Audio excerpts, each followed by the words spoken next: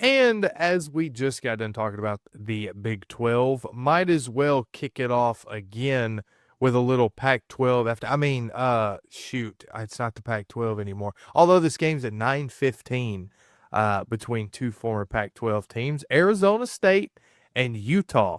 Arizona State comes into this game ranked 21st in the country, 4-1. Utah is 4-1 as well. But hold on a minute. Hold on now. Utah's favored by 5.5 points with a 70% chance to win, according to ESPN. Chase, did Vegas get this wrong, or did the AP voters get it wrong? That's a great question, Freddie. A great question. And let me tell you one thing. You can run Pac-12 after dark if you want to, but you can't hide. We see you. We see you. As always, this is going to be a really fun game. And for me, I don't know if they fully got it wrong, Freddie. I think Utah is a very sound team. We were talking before we recorded this episode and saying Utah should be receiving votes, if not in the top 25. They did have a slip up against Texas Tech. We also discussed is what paying $6 billion Saudi Arabia dollars for their team. Sure. Any team should probably lose to that. But Utah is a very sound team. And if you followed this channel for any length of time or have heard me and Quinn talk about it, we are big Utah Utes, Cam Rising guys. The last season was just so rough for the team, or the last couple seasons because Cam Rising wanted to play, wasn't healthy enough to play. And so their offense struggled because they wanted Cam to be there and he was a leader, but he just wasn't healthy enough to lead the team and find their identity. Their defense was always good. Their defense still came up with some pretty good wins, like their USC one last year. But it looks like their defense is back. Their defense is here. It's here to stay. And now you got Dampier, who's been playing some really good ball for the offense over there for the Utes. And he's really got them rejuvenated so far. Over 1,000 yards, 11 touchdowns, has been throwing the ball on a spiral. And then on the opposite side, you got Arizona State, who had a slip up this season. Wow, at Mississippi State, walk-off touchdown. If you've ever heard of toast in the secondary, that is the picture of it.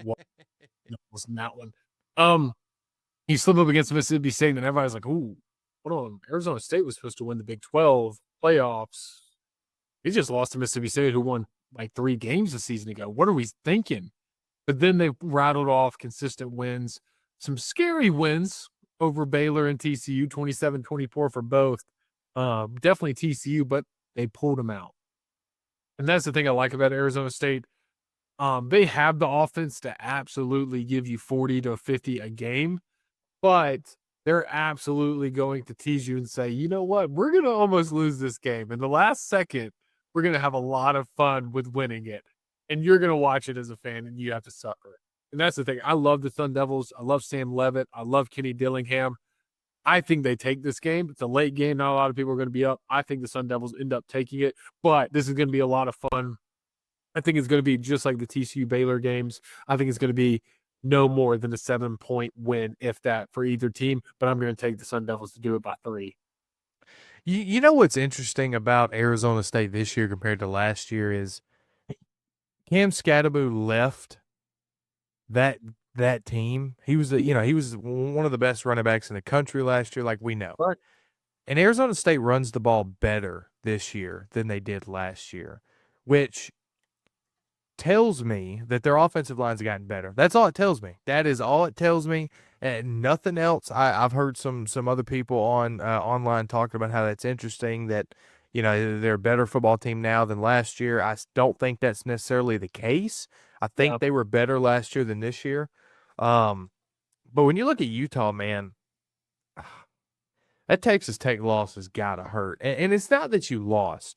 It's the fact that you lost by 24 at home against Texas Tech. When previously to that, you had given up for your defense a total of, 25 points with 3 games. And then Texas Tech busts you wide open for 34. Then you get back on track with only giving up 14 to West Virginia, blowout of West Virginia, which some other Big 12 teams have not been able to do, is blow West Virginia out. They've been able to actually kind of keep it close here. I'm going Utah in this one. It's a good choice. I think the defense is going to be enough here for Utah. And listen, I really like their offense too. I mean, you talked about it. Dampier finally, they found a quarterback that can play and can stay healthy. Yep. And that's really what Utah has needed Yeah. is stability at the quarterback position.